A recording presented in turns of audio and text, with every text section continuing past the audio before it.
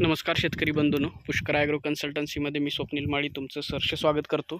आज आपण पावसाळ्यातील वाढवले गेलेल्या तणांचे व्यवस्थापन कशा पद्धतीने केलं पाहिजे याबद्दल थोडं बोलणार आहोत.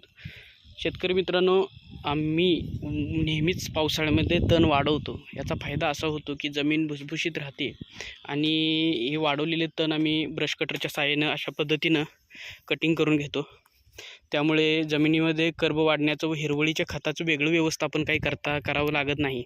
यावरती हे तण कट करून ह्याच्यावरती सुपर फॉस्फेट विस्कटलं की हे पूर्णपणे कुजून जातं.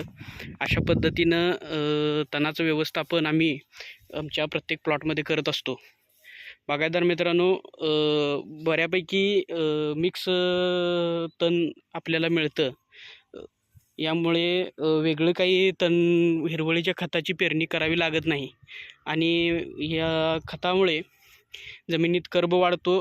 सूक्ष्म अन्नद्रव्य विघटन करणाऱ्या बॅक्टेरिया, बुरशीची वाढ चांगल्या जीवाणूंची चांगल्या पद्धतीनं वाढ होते आणि यामुळे सर्वच अन्नद्रव्ये इझिली अवेलेबल आपल्या सीझनच्या वेळेला प्लॉटमध्ये होते.